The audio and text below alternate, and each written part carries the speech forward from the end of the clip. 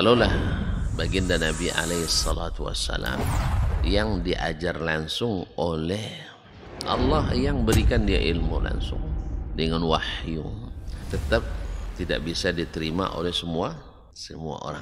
Innallaha la yarfa'ul ilma intiza'an yantazi'uhu min qulubil ibad, walakin yarfa'ul ilma biqabdil ulama. Bahkan sebagian besar orang pada waktu itu menolak Nabi alaihi salatu wassalam. Tetapi Nabi sallallahu alaihi wasallam mengajarkan kita untuk tidak patah arang dan tidak pernah berhenti berdakwah. Allah tidak mengangkat ilmu dengan mencabutnya dari hati-hati manusia, tidak. Wattabi'ina lahum bi ihsanin ila yaumiddin. Amma ba'du. Fattaqullaha ayyuhal muslimun fa innahu qad faza al-muttaqun.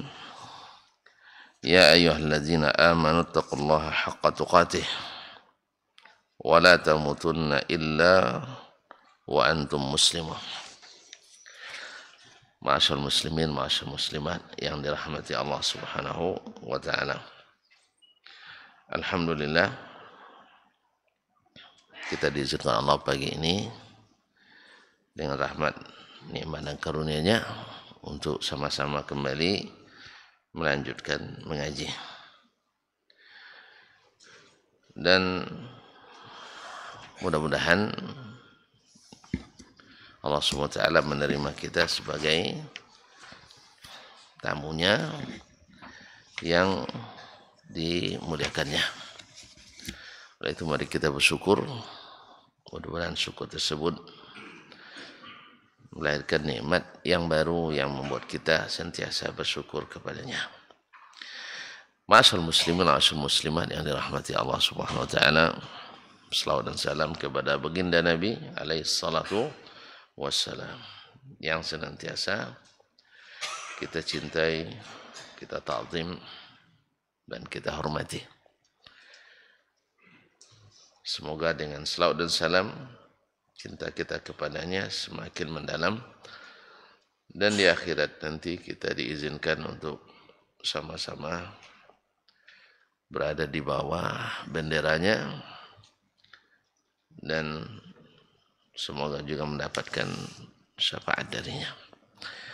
Ma'asyarul muslimin, ma'asyarul muslimat yang dirahmati Allah Subhanahu wa taala, melanjutkan seperti yang kita janjikan pada pertemuan terakhir kemarin, bahwa ada sesuatu yang aneh dalam istidlal Imam Asy-Syafi'i rahimahullah ketika beliau dihadapkan mana yang didahulukan antara hadis Rafi' ibn Khadij radhiyallahu anhu yang isinya mengandung bahwa sholat subuh itu dilaksanakan di waktu sudah terang di ufuk timur.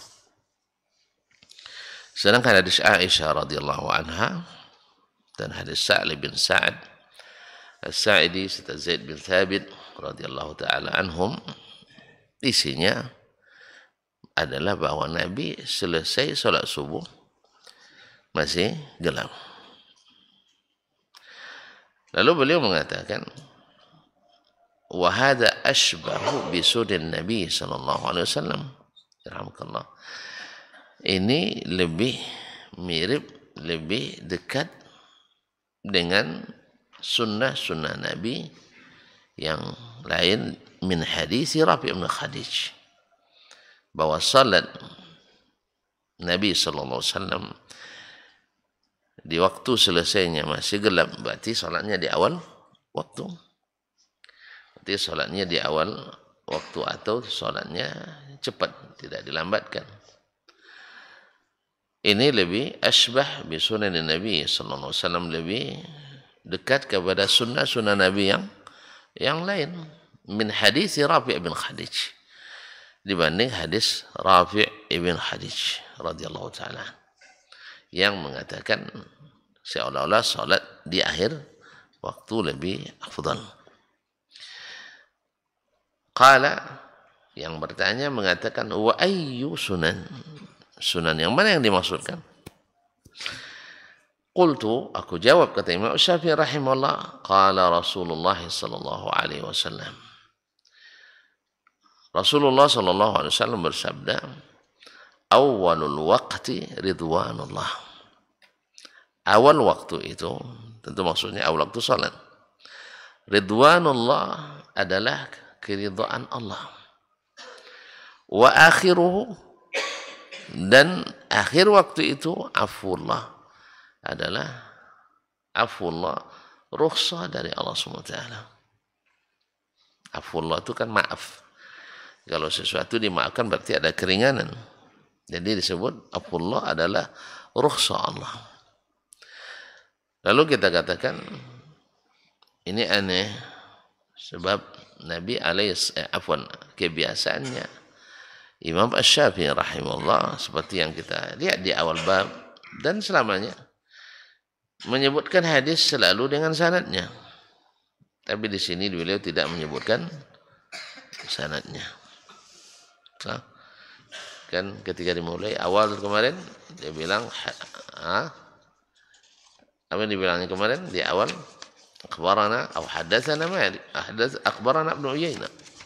Kemudian ketika tanya dalil lagi, qala hadatsana Sufyan atau akhbarana Sufyan, dan seterusnya. Tapi pas sekarang istidlal dan ihtijaj, mengambil dalil dan menjadikan hujjah tanpa menyebutkan sanadnya. Yang pertama, mungkin kita membayangkan mungkin beliau tidak punya sanad hadis ini. Sah? Kan boleh saja seseorang sampai kepadanya hadis tapi belum sampai sanadnya, seperti ketika bicara beliau kemarin tentang bab at-tahiyat. Sah? Dia tahiyat maksud at-tahiyatu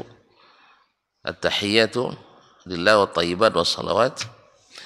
Ini yang masyhur di mazhab Syafi'i. Kata beliau kemarin, ini yang kami hafalkan dulu sejak masih kecil lagi. Gitu kan? Thumma ja'ana aw sabata bi isnadin, kemudian sahih berdasarkan sanad yang sampai kepada kami. Berarti bayang kita pertama bahwa hadis ini Imam Asy-Syafi'i rahimahullah mungkin tidak punya sanad, tidak punya sanadnya. Wallahu a'lam.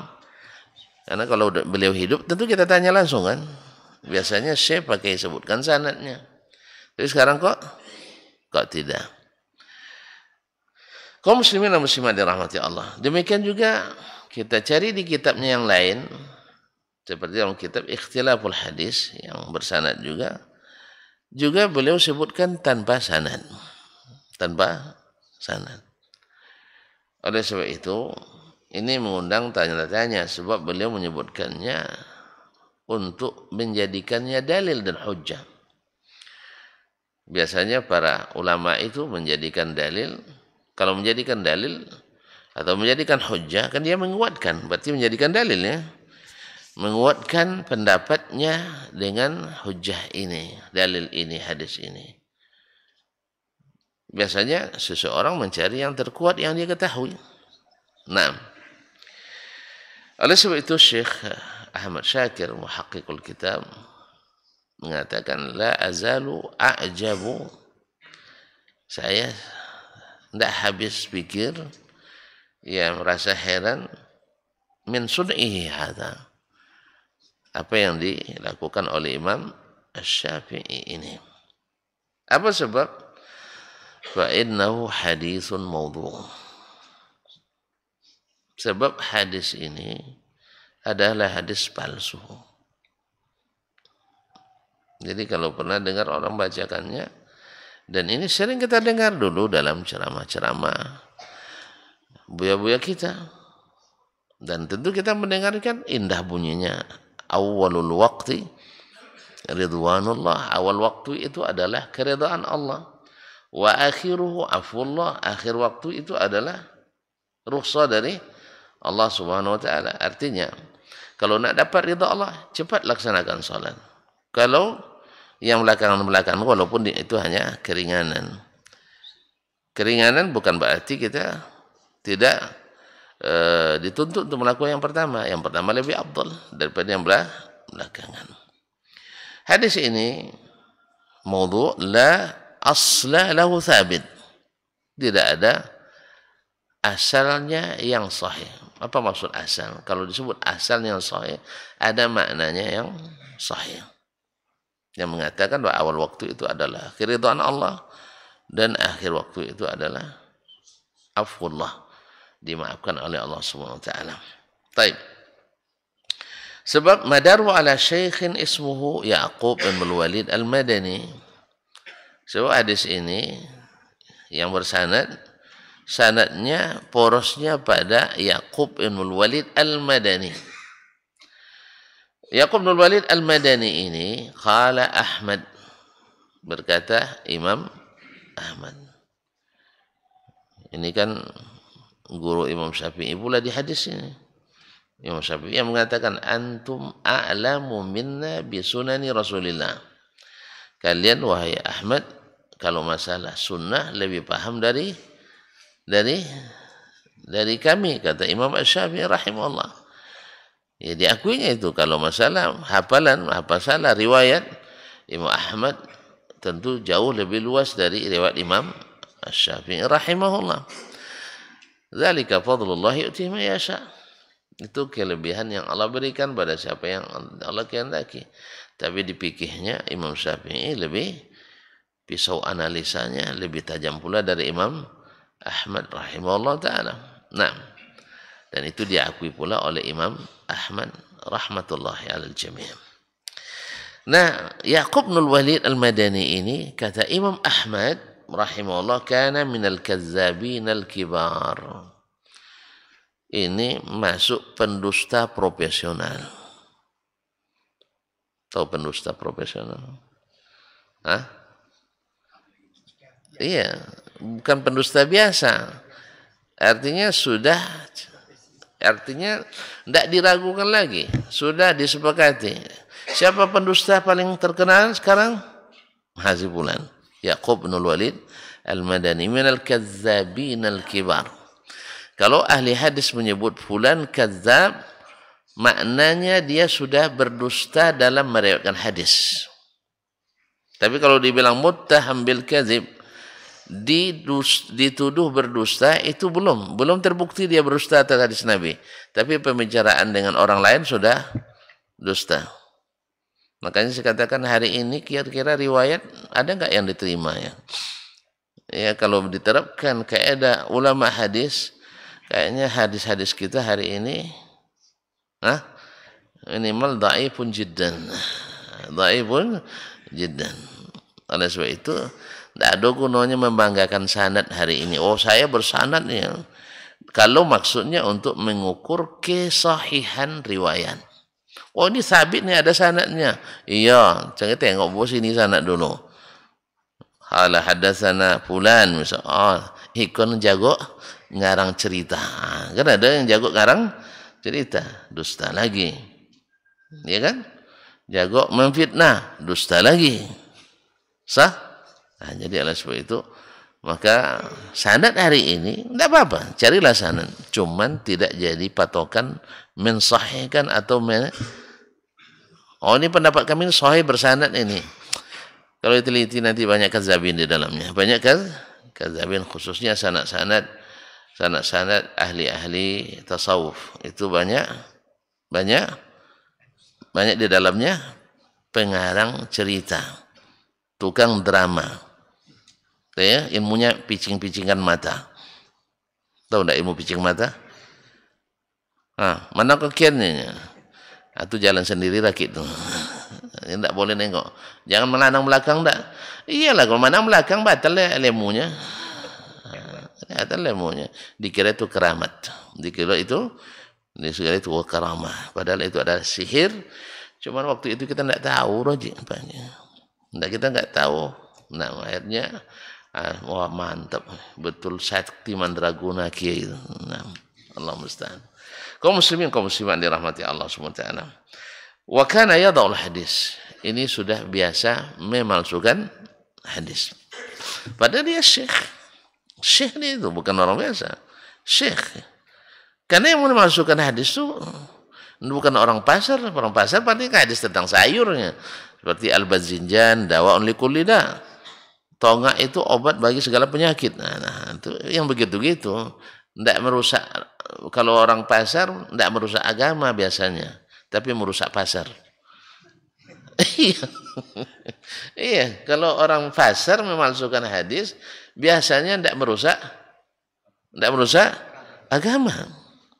Sebab pasti ceritanya tentang al-bazinjan, ya, tonga. Kemudian bawang misalnya, dibuatnya bawang putih, misalnya membuat kita putih berseri-seri di akhirat misalnya. Ini merusak pasar.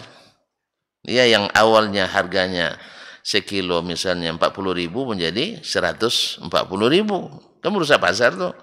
Tapi kalau syekh memalsukan hadis, dai memalsukan hadis, kiai memalsukan hadis, ulama memalsukan hadis, biasanya merusak agama. Jadi mana yang lebih bahaya? Orang pasar daripada nah, maksud saya ini yang pendusta ini ya. Mana yang lebih berbahaya? Syekh pendusta atau buruh pendusta? Jelas ya? Makanya oleh sebab itu kenapa lebih kenapa kita lebih mengatakan bahwa bid'ah itu lebih bahaya dari maksiat. Coba lihat tadi kan sama-sama dosa itu ya, memalsukan, berdusta, sama-sama dusta. Tapi mana yang lebih bahaya? Dustanya ustadz daripada dustanya pejabat? Hah? Serius ini? Ini bahaya dustanya ustadz daripada ustadznya pejabat. Lebih bahaya dustanya ustadz. Apa sebab? Dustanya ustadz melahirkan bid'ah hasanah. Bid'ah apa? Iya, bid'ah. Kalau bid'ah lahir, rusak sunnah. Makanya rusak agama. Sebab dia membuat jalur baru dalam beragama. Syiah memalsukan hadis. Rusak sunnah semuanya dibuatnya. Ya, sampai-sampai mereka membuat agama baru. Ya, Syiah itu hampir-hampir tidak ada sisa agama kita lagi pada mereka. Semuanya agama baru. Al-Quran dalam keyakinan kita lengkap, terjaga, terpelihara. Bagi mereka Al-Quran yang ada hanya 1/4, 3/4-nya hilang. Itu apalagi tinggal agama kita. Kita Al-Quran dan hadis mengatakan sahabat yang paling utama Abu Bakar dan Umar. Khulafa ar-rasyidin al-'asharatul mubasysyirina bil jannah. Dalam keyakinan Syiah, orang itu semuanya adalah murtad. Jelas? Itu sama kita? Hah? Dalam keyakinan kita, istri Nabi yang paling disayangnya adalah Ibunda Aisyah radhiyallahu anha. Dalam keyakinan mereka, istrinya yang paling durjana adalah na'udzubillah. Itu bisa segama dengan kita? Segama dengan kita? Tidak. Nah, Nabi kita melarang untuk membangun kuburannya, memuja-muja kuburannya. Orang Syiah membangun kuburan Khomeini dengan dana 6 miliar dolar. Bapak bitir 6 miliar dolar. Yang biasa itu piti bang bapak. Anggaran daerah itu berapa? 6 miliar dolar. Anggaran Riau ada 6 miliar dolar. Semiliar aja 15 triliun ya. Berapa dolar kini Pak? Hah? 90 triliun ya bangun kuburan. Tapi jangan khawatir, PAD-nya cepat. Iya. Iya, berkunjung ke kuburannya 50 juta orang, bukan. Iya, 50 juta orang katanya lebih dalam setahun. Lebih banyak orang daripada pergi haji dan umrah. Nah, tentu pendapatan asli dayanya PAD pasti lebih tinggi. Cepat kembalinya itu. Karena bisnis kuburan di zaman ilmu tidak laku, pasti bisnis kuburan bisnis yang menjanjikan. Sah? Bisnis yang menjanjikan. Tengoklah. Kota infak kita kecil-kecil di masjid. Tapi kalau di kuburan kota infaknya sampai tenggelam orang dewasa di dalamnya. Cuma tidak nengok abang. Ketika bongkar kemarin. Rugi abang nak menyaksikannya. Ya hampir tenggelam orang di dalamnya. Saking besar kota infaknya begoni-goni dapat. Awak nak bangun masjid payah-payah cari duit kan. Ini tidak infak ke kuburan. Kenapa? Karena ilmu tidak dominan. Ya wajarlah. Bila di tempat-tempat seperti itu kadang menengok orang sholat 5 waktu di masjid, heran mereka, kok Jumat setiap hari ya katanya. Dikira Jumat setiap hari. Paham tak? Nyata suasanya tempat-tempat seperti itu Jumatnya hanya azan di masjid hanya hari Jumat saja. Selebihnya tak ada azan loh. Ketika mulai anak-anak muda ni ngaji, bukan tahsin, mulai ngaji menghidupkan masjid 5 waktu, heran orang tua-tua tuh. Aneh pula kajian orang tua katanya. Tiap hari Jumat katanya. Tiap hari Jumat. Ada begitu tuh. Ada nam. Makanya wajar kuburan lebih laku dari masjid. Mereka lebih enak berinfak ke kuburan daripada infak ke masjid. Kapan kita baru merasa masjid lebih bagus? Di saat kita sudah mengaji sunnah ini. Ya Pak ya? Dulu kan malas masjid Pak ya? Iya, bukan apa? Bukan tak benci dah, cuman masjid silakan, tak ke masjid tak apa-apa. Kalau sekarang terasa rugi kalau ndak ke masjid. Makanya wajar kalau diriwayatkan ada seorang ulama terlambat sholat asarnya nangis seperti kematian. Coba bayangkan. Nangis dia seperti orang kematian. Apa sebab? Tertidur dia. Tertidur, bangun, dah selesai orang sholat asar. Kalau kita dulu, alhamdulillah. Ya kan, alhamdulillah. Urufsa dari Allah tertidur kan. Karena mereka nangis nih. Karena apa? 27 kali lipat itu 2.700%. Nah, kaum muslimin dan muslimat dirahmati Allah. Jadi syekh ini karena yada'ul hadis. Makanya yang banyak menipu adalah dustanya para tuan guru, pada syekh. Ya sebab apa? Orang langsung percaya, orang langsung mengikuti, orang langsung yakin.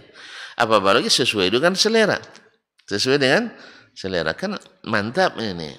Makanya kaum muslimin dan muslimat, maka hadis ini ada semuanya di banyak buku. Wa qala Abu Hatim, kalau tadi Imam Ahmad, Imam Ahlussunnah biduni niza'. Yang sekarang Abu Hatim Ar-Razi. Apanya? Matikan aja, enggak apa. Nah, matikan aja. Saya bersetuju. Alhamdulillah. Saya karena bercakap, beraktivitas, tidak terasa pula dinginnya. Selepas itu baru nanti turun apanya kan. Jazakallahu khairan. Baik, barakallahu fikum. Jadi berkata Imam Abu Hatim Ar-Razi. Abu Hatim Ar-Razi ini termasuk jajaran ulama illalul hadis di level tertinggi. Abu Hatim, Abu Zur'ah. Makanya Imam Al-Bukhari ketika revisi akhir sahihnya, dia serahkan ke 4 orang ulama besar hadis. Salah satunya adalah Abu Zur'ah Ar-Razi ini. Jadi dia punya jasa memeriksa kitab Sahih Bukhari yang merupakan kitab tersahih setelah Al-Quran. Kitab paling sahih setelah Al-Quranul Karim. Abu Hatim Ar-Razi mengatakan kana yakzib wal haditsul ladzi rawahu mawdu'. Ini orang sudah biasa berdusta. Maka hadis yang diriwayatkan adalah hadis palsu. Nah, ini yang disebutkan oleh Syekh Ahmad Syakir Muhaqqiqul Kitab. Jadi barangkali wallahu alam imam kita Syafi'i ragu dengan kesahihannya. Tapi kenapa beliau sebutkan pula mudah-mudahan nanti orang belakangan menemukannya. Paham tak? Mudah-mudahan nanti orang belakangan menemukannya. Nah, ini juga pelajaran berharga bagi kita bahwa mengikuti mazhab secara mutlak itu tidak benar. Dan tidak ada ulama dulu yang mengatakan itu. Imam Syafi'i sendiri melarang kita mengikutinya secara mutlak. Dia tahu. Kita yang tidak tahu ini. Memaksa orang harus, kalau nak ahli sunnah di Indonesia mesti mazhab Syafi'i. Kalian tu siapa imamnya? Dikira tidak apa imam lah. Imam apa banyak kan? Tidak satu. Cuman imam yang mutlak satu adalah Sayyiduna Muhammad sallallahu alaihi wasallam. Dibilang pula memang ente mujtahid, langsung ke Nabi. Ya Syekh, antum tahu sendiri kan? Awak lebih sama-sama belajar, kita belajar melalui imam sah, dan kita dapatkan seluruh imam yang kita belajar kepadanya, baik imam yang sekarang maupun imam yang dulu, mewasiatkan kepada kita untuk mengukur kami, kata para ulama itu, ukur kami dengan Rasulullah sallallahu alaihi wasallam. Berarti mereka tidak pernah menyuruh kita mengikuti mereka secara mutlak. Mereka paham kondisinya. Nah, kalau ada ulama-ulama yang tidak, ulama-ulama pengajar taklid buta, itulah yang sebenarnya kurang paham nampaknya. Karena tidak sepaham dengan ulama-ulama mazhab sendiri. Ulama mazhab sendiri menegah kita jangan ikut mutlak. Ulama-ulama yang fanatis itu mengatakan wajib ikut mutlak. Apa sebab? Kacau nanti umat.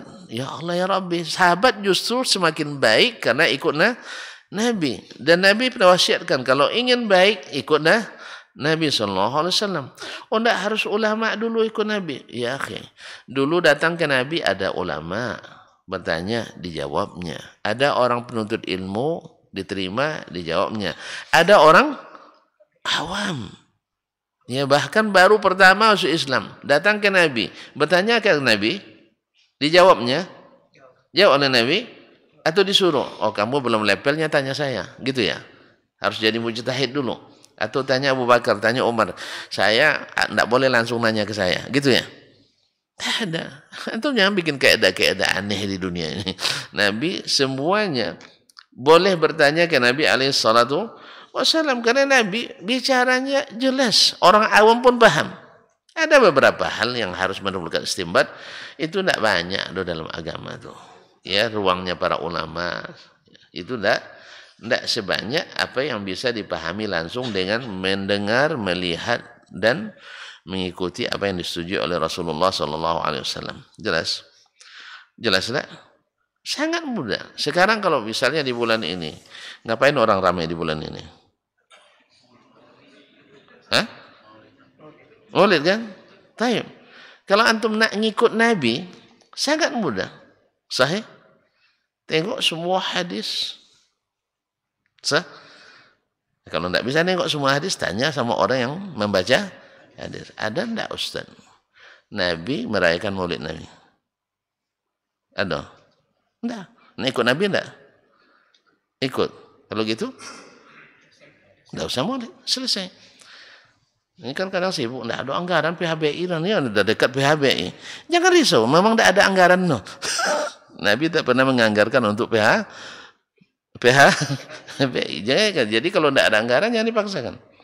Jelas? Kalau tidak ikut Nabi. Tapi kalau nak berdebat dalam masalah maulid, baru tanya Ustaz.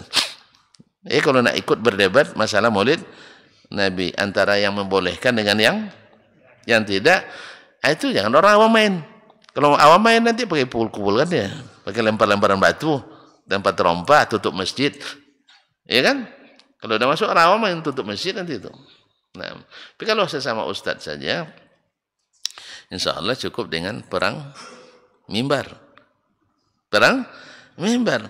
Tapi kalau makanya ustaz jangan lata, jangan ikutkan orang awam. Ikut orang awam lah itulah nanti masjid ditutupnya. Ustaz itu sekali 5 tahun cuma bisa ke situ. Ini pengajian yang setiap hari ditutup. Sampai tahsin Quran pun haram dibuatnya. Itu tahsin itu Wahabi itu katanya. Tahsin dibilang Wahabi. Itulah gara-gara karena ustaz karena tidak sanggup menghadapi hujjah dengan hujjah, akhirnya dia turunkan orang awam. Nah, seperti orang Taif dulu menghadapi Rasulullah SAW. Orang Taif hujjahnya jelas dari Nabi SAW. Akhirnya disuruhnya orang orang awam yang gilo-gilo alang untuk mengusir Nabi alaihissalatu wassalam. Jadi kalau Ustaz, jangan gunakan cara jahiliyah seperti itu. Ya kalau hujjah dengan hujjah. Ini jangan kerahkan massa untuk pengajian. Allah musta'an.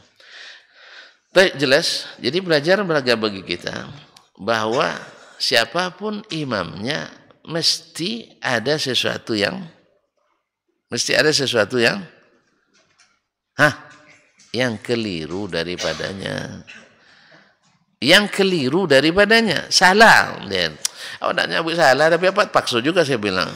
Ada yang kan berat bagi saya untuk menyalahkan seorang imam yang kita cintai ini. Berat. Sah? Cuma apa paksa juga saya mengucapkan kalimat itu. Saya bilang ada yang paham aja lah sebenarnya. Cuman itulah paksa juga. Ini kan beliau berdalil dengan hadis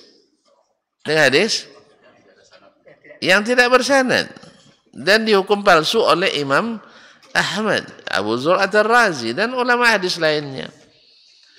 Ya berarti dalam hal ini istidlalnya imam kita hari ini dengan hadis ini, bukan yang lain. Nanti ada hujah yang lain. Dengan hadis ini adalah lemah. Oleh sebab itu, dalam bab ini kita tidak ikuti. Makanya jangan dibacakan hadis nanti ke jemaah ya. Nah, jangan dibacakan hadis ini kecuali untuk menjelaskan bahwa hadis ini palsu. Beraninya antum memalsukan hadis Imam Syafi'i ya katanya. Itulah. Iya, makanya saya bacakan tadi perkataan Imam Ahmad. Ya.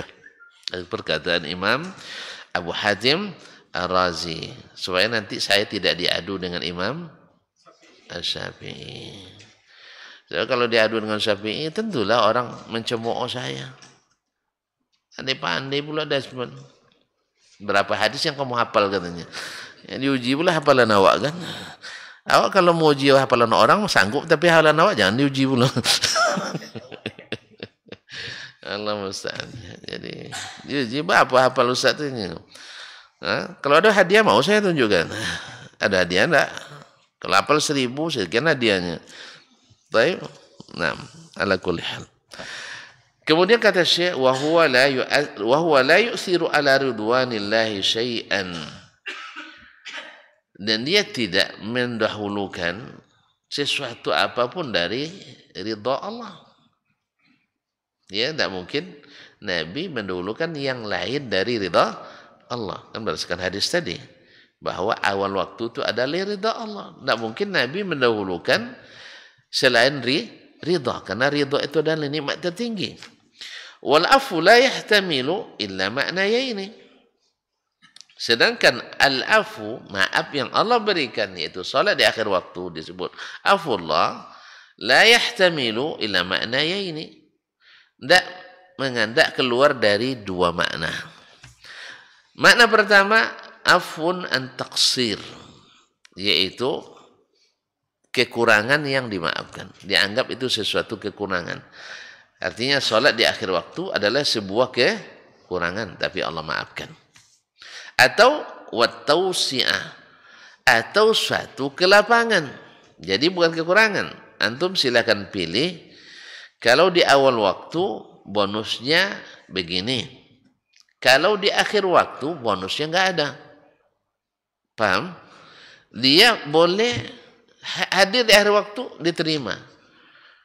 Awal waktu tentu lebih diterima. Cuma ada grand door prize-nya. Nah, sah ada bonusnya. Ini yang makna yang kedua, at-tausi'ah. Ini boleh, ini boleh. Cuma di awal lebih baik. Nah, ini makna yang kedua daripada makna afwullah. Maaf dari Allah. Maaf karena kekurangan atau kelapangan yang diberikan, cuman yang di awal lebih diutamakan. Nah, wa tausi'ah tusbihu an yakuna al-fadlu fi ghairiha. Nah, wa tausi'ah maknanya yang paling dekat adalah keutamaan ada pada selainnya. Artinya pada selain akhir waktu yang diberi kelapangan tadi. Islam yu'mar bitarki zalikal ghairi allazi wasi'a fi khilafiha, karena dia tidak diperintahkan meninggalkan kelapangan itu. Artinya kamu jangan sholat di akhir waktu, enggak. Boleh sholat di akhir waktu, cuman di awal ada keutamaan. Qala wa ma turidu bihadza. Yang bertanya mengatakan, apa yang kau maksudkan dengan ini? Qultu, aku jawab kata Imam Syafi'i, Islam nu'mar bitarkil waqtil awal. Kita tidak diperintahkan meninggalkan waktu yang pertama. Sah? Artinya ketika dibolehkan di akhir, bukan maknanya waktu yang pertama kita ditinggalkan. Tidak ada perintah itu. Tidak ada perintah itu. Wa kana jaizan an nusalliya fihi wa fi ghairihi qablah. Maka boleh kita sholat di akhir waktu atau boleh juga sholat di awal waktu. Fal fadlu fit taqdim. Sedangkan keutamaan itu ada pada mendahulukan. Sah, mengawalkan. Wa ta'khiru taqsirun muwassa'.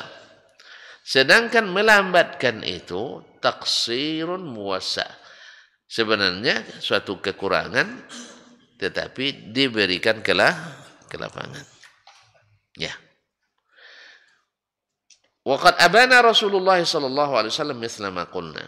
Nabi sallallahu alaihi wasallam telah menjelaskan apa yang kami seperti yang kami katakan. Wasu'ilah, dan ditanyakan kepadanya, ayyul a'mali afdal? Amalan apakah yang paling utama? Faqala as-salatu fi awwali waqtiha. Yaitu salat di awal waktunya. Ini kembali lagi Imam Syafi'i rahimahullah tidak menyebutkan sanadnya. Padahal biasanya beliau berhujjah dengan menyebutkan sanad. Kita berprasangka tadi mungkin sanad beliau dalam hadis ini tidak sampai. Wallahu a'lam. Nah, demikian juga di dalam ikhtilaful hadis beliau menyebutkan hal yang sama tanpa sanad. Atau bisa saja sedang tidak. Kan ada kalanya kita sedang semangat, sedang rajin, sedang sedang fresh, semangatnya bukan sanad. Ada pula kadang sudah capek jadi tidak disebutkan sanadnya. Ala kulli hal, dan setelah ditakhrij pun kata Syekh, hadis ini juga hadisnya lemah dengan lafaz ini. Yang sahih lafaznya adalah as-salatu fi waqtiha, bukan fi awwali waqtiha.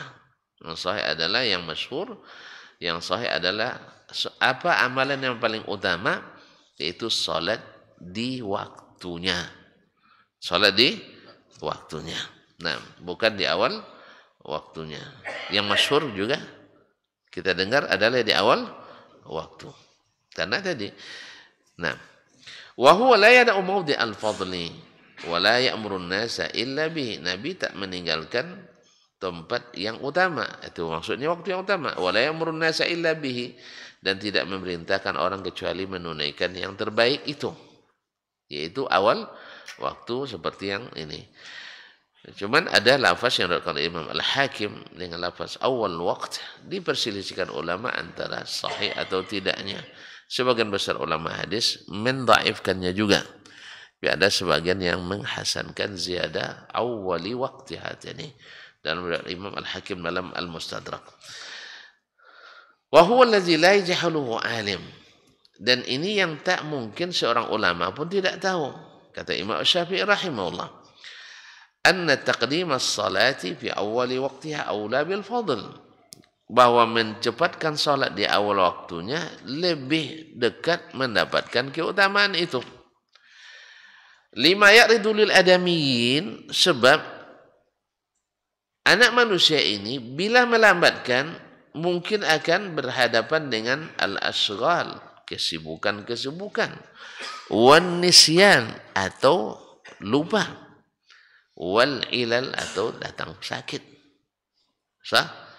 Jadi ketika masuk waktu lebih baik didahulukan salat. Sebab kita enggak tahu apa kesibukan setelahnya. Sahih?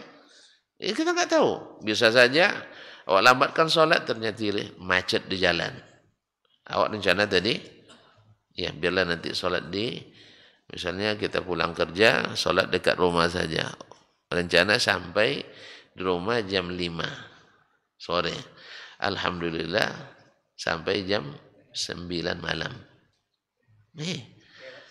Iya Pak. Saya pernah dari UIN, Suska, Riau, sampai ke Putri 7, dari lepas maghrib sampai jam 11 malam. Tapi enggak sering, sekali aja yang begitu tuh. Entah, enggak ada dempul. Ya enggak tahu entah apa sebab, enggak tahu, yang jelas kita lewat enggak ada yang aneh-aneh tuh. Tak apa sebabnya. Tapi cuma lepas maghrib saya berangkat dari kampus menuju rumah di Putri 7 waktu itu, dari lepas maghrib sampai di rumah jam 11. Teruk dibuatnya. Teruk dibuatnya. Ada kisah lah. Nah, saya tidak mau kisahkan sekarang. Tidak usah, nanti habis waktu kita. Nah. Jadi ada kesibukan yang tak kita perkirakan. Yang tak kita perkirakan.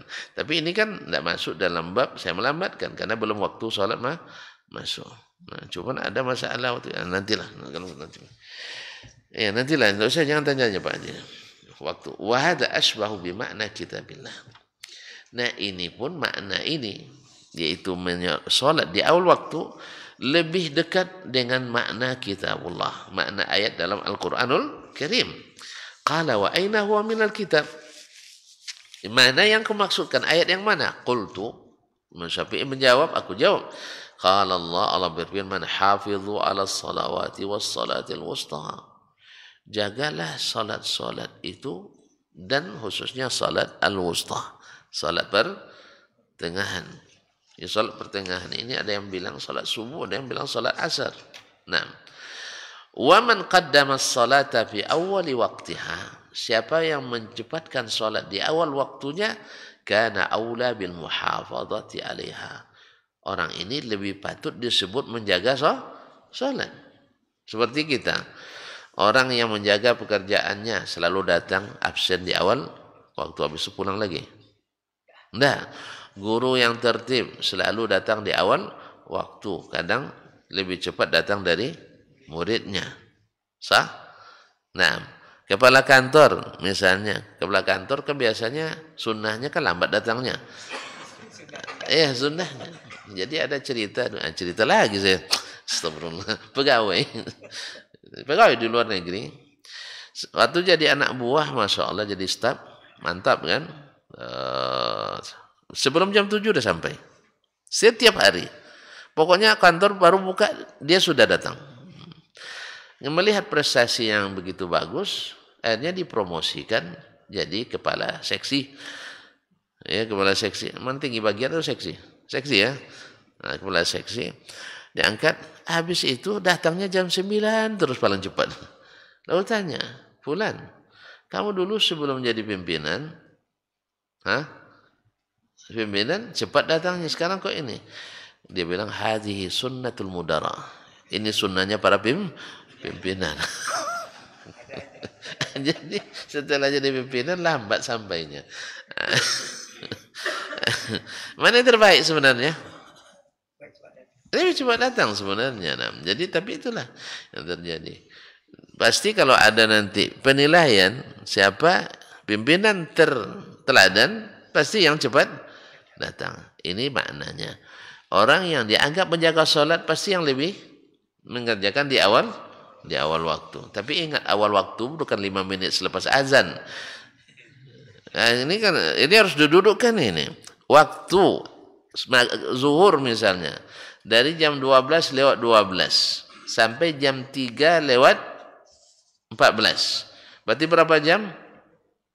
3 jam. Bagi 3 jam tuh. Jadi sejam pertama masih di awal waktu.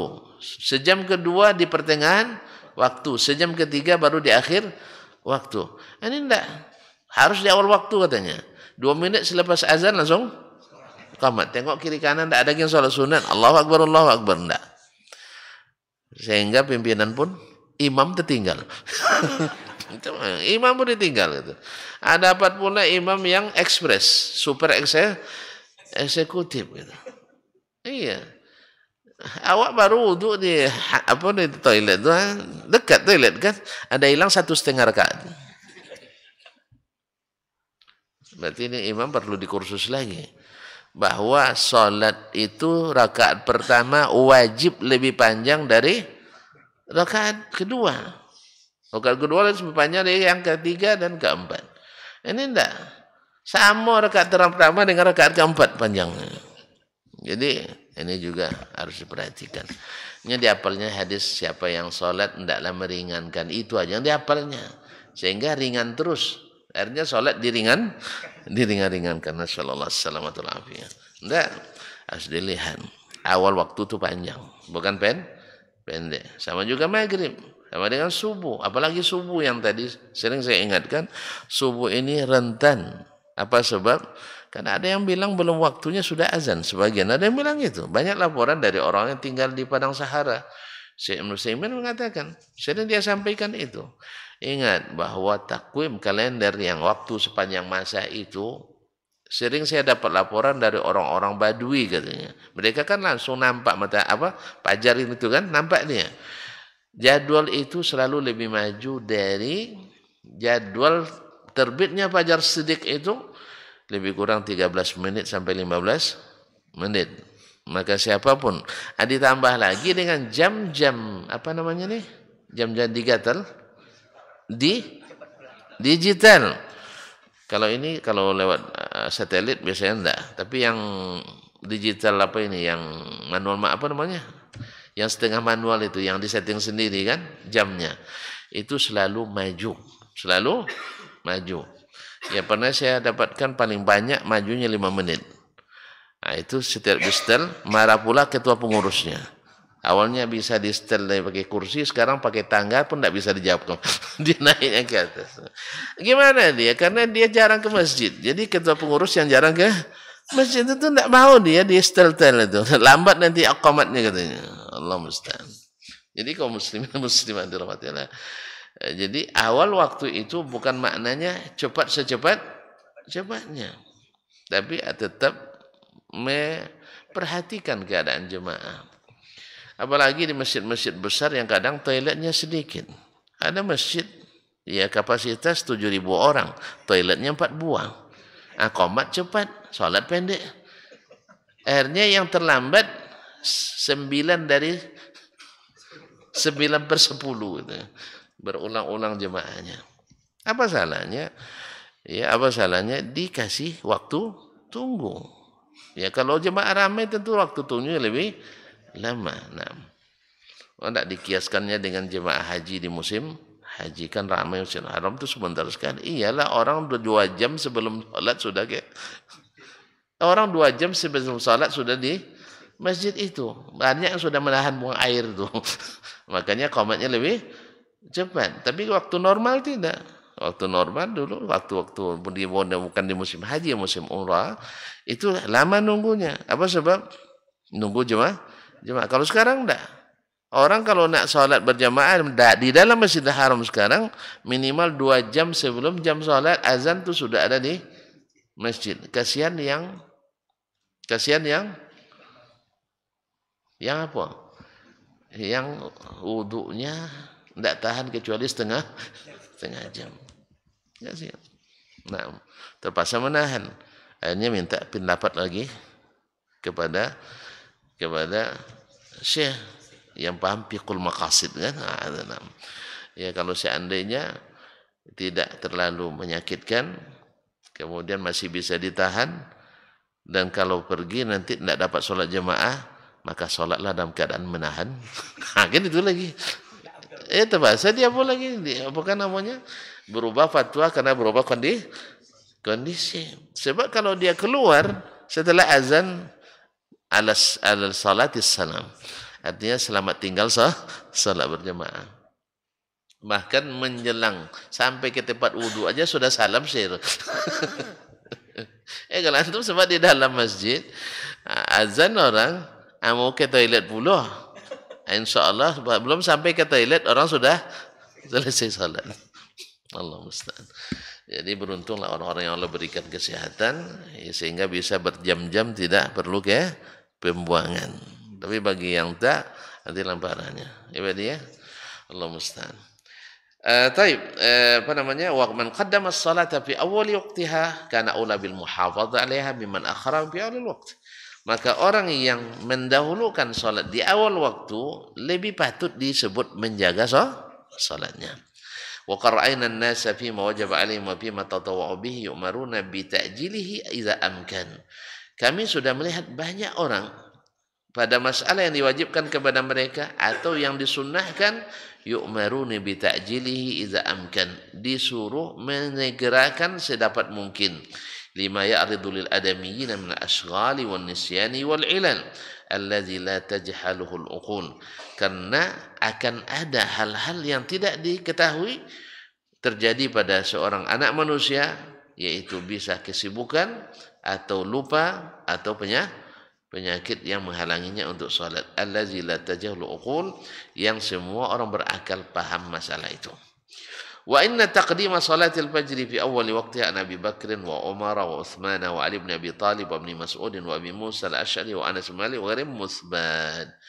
Dan sesungguhnya menyegerakan salat subuh di awal waktu itu sabit dari Abu Bakar, Umar, Uthman, Ali bin Abi Talib wa Ibn Mas'ud wa Abi Musa al-Asy'ari wa Anas bin Malik wa ghairihim musbat, sabit dari mereka.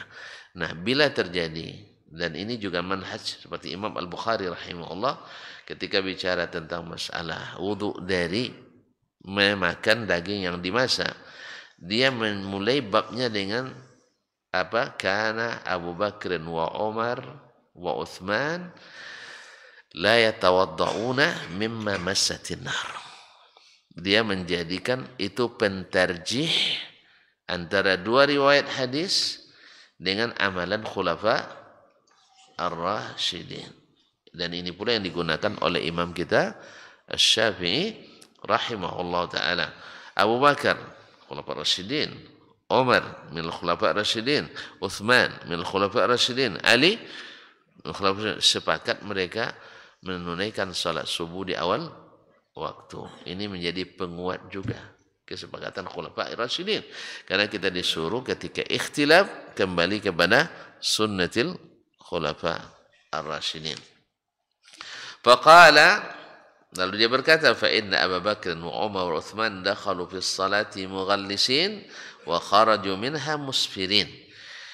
Penanya mengatakan Abu Bakar dan Umar serta Utsman, salat mereka subuh itu masih gelap. Selesai salat sudah terang. Apa maknanya? Bi italatil qiraah. Karena panjangnya qiraat. Panjangnya bacaan. Ya 60 sampai 100 ayat. Faqultu lahu, saya jawab, qad atalul qira'ata wa aujazuha. Kadang-kadang mereka memanjangkan, kadang-kadang memendekkan. Wal waqtu fid dukhul la fil khuruji minas shalah. Yang menjadi patokan adalah kapan masuk salatnya, bukan selesai salatnya.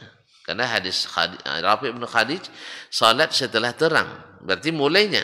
Sedangkan yang kita permasalahkan itu bukan masalah masuknya. Kalau masuk, mereka bisa masuk di waktu gelap, keluar di waktu terang, atau masuk waktu gelap, selesai juga di waktu gelap, itu tidak ada masalah.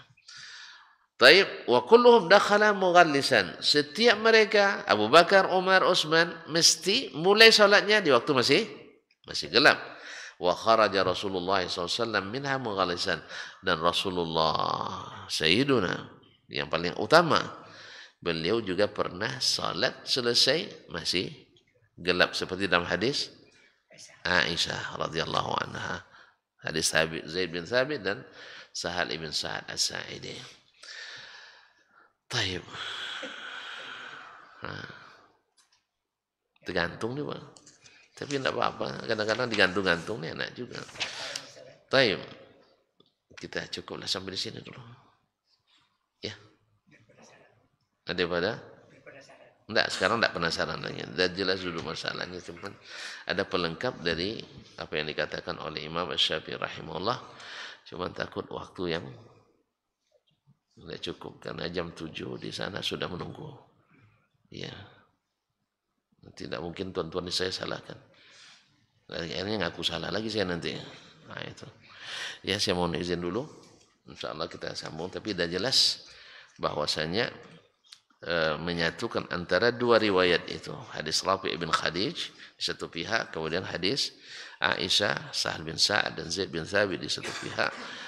Yang dimana hadis Rafi' maknanya salat itu dimulai lambat sampai terang. Sedangkan hadis Aisyah salat itu dimulai bukan terlalu cepat tapi di awal waktu dan selesainya ada kalanya masih gelap, berarti tidak terlalu panjang, ada kalanya sudah terang tapi belum siang.